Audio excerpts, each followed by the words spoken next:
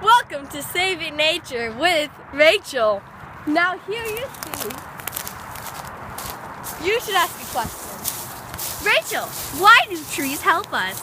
Trees are good because they're good for the nature and give you air to breathe, and they give you paper, so don't waste paper, people.